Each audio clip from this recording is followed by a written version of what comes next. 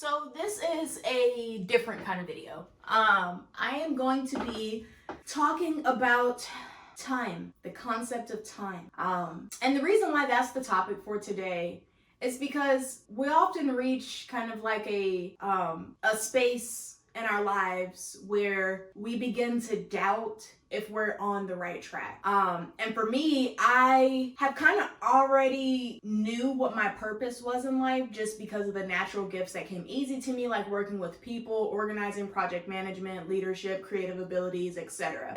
I was limiting myself to what other people were accomplishing in their lives, and I was trying to mimic that instead of creating my own path. And let me tell you how creating my own path changed my life. So I remember when I was 14 years old, right? That's over 10 years ago. And I was in a place in my life where I was trying to figure out who I was, why I was that way, and why I went through the things that I went through at such an early age. And during my transition from Massachusetts to Georgia, I had just been exposed to so many things in life, good, the bad, ugly, right? And I had decided for myself, like, I'm not going to let this traumatic incident be the foundation of my life. Instead, I am going to tap in to my inner self and figure out what lesson I was supposed to learn so that way I could be able to help somebody else along the way later on down in life. And, you know, over 10 years later, I've helped so many people who went through similar things as a teenager. And so I know you might be asking, like, what'd you go through? That conversation is for a later video, but for today, what we are going to be discussing is trauma and how trauma directly contributes to our concept of time and our mindset. So bear with me here for a minute.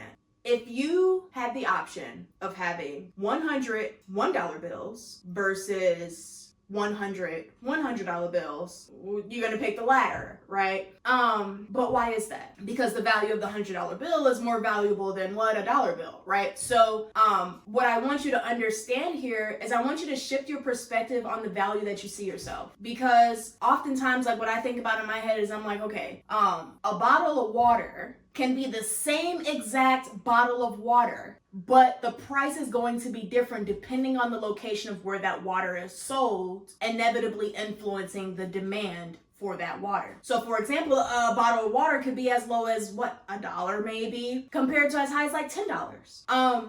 And so when we think about a bottle of water, like, how much more valuable are you than a bottle of water? And so what I want you to understand is the same, like, it's the same concept. So you could be limiting yourself to XYZ amount of money versus putting yourself in a different location to where then you can be able to elevate your life to where you're trying to go. So let me make it simple for you. Imagine I go to the airport, right? And I bring some water with me and I'm like, yeah, I already brought my own water, like, you know, and what's TSA gonna do? They're gonna be like, you can't take that water in, like, you can buy some water inside the airport. Now, what I'm trying to help you understand is the idea, the metaphor, the analogy, it's not that complicated. You can earn more in your same exact body, just like a bottle of water can earn more in its same bottle. What I learned from 14 years old to 24 years old and beyond is that I was limiting my worth. That's what we're talking about. That's the simple way of understanding the entire thing is, what is your worth? And why do you believe that's how much your worth is? And what do you want your worth to be? These are critical questions that I began asking myself at an early age so that way I could be able to set myself up for success. And so in my personal journey, I decided to complete a doctorate because I figured that would bring me as close to at least 6 figures as possible with a yearly salary. And then when I didn't get that immediately after getting back into the workforce, from graduating and taking like a social media hiatus along with a career one, and really just channeling in, learning myself and just learning how to love myself as well, because that's one of the hardest things to do in life is to love your authentic self. And I began to challenge myself to keep on pushing regardless of how tired I was. And what that did was it created a habit of not valuing my worth. I was so busy trying to make everybody else and every other organization be rich, whether it be through the value that I was bringing. There just were so many ways that I was bringing just so much value, especially through my energy. And I remember having conversations because in Georgia the minimum wage is $7.25. Yeah, I know, got some work to do. But what that showed me was that if I'm in Georgia, I'm earning $7.25 an hour. Let's say I'm just at minimum wage, right? I'm not there, but just for ha-has.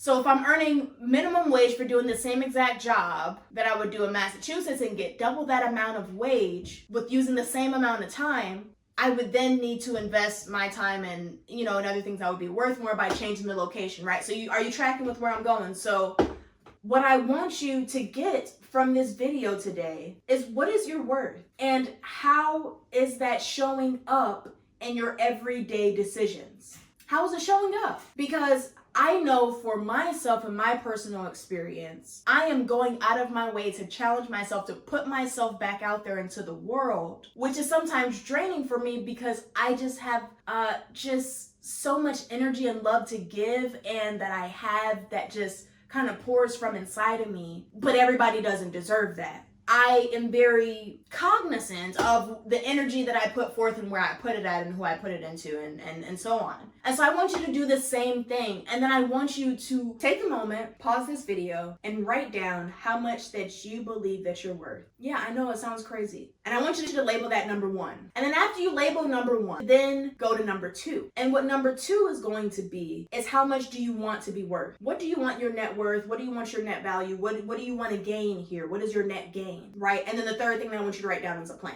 And so with writing down your current net worth, right, what you feel like you're worth, your value, where you want to go, and essentially how you're going to get there, what that's doing is you're putting yourself out into the world as well. I'm challenging myself to put myself out into the world. I want you to do the same thing, but I want you to do it in a way where it makes it valuable to you on a motivational level, on a money level, on whatever level that it needs to be to inspire you in wherever area that you need in your life. With taking that approach, I want you to keep track of this list. And if you don't want to do that every day, do it every week, at least every month, right? And over the course of this new year, I want you to keep track of what your mind. I want you to put your thoughts on paper and then figure those thoughts out on paper and make it make sense to you, so that way it can make sense to somebody else. And when you do that, you will find so much clarity in your life, which will inevitably give you the peace of mind that you may be looking for and the stability that you may also be craving.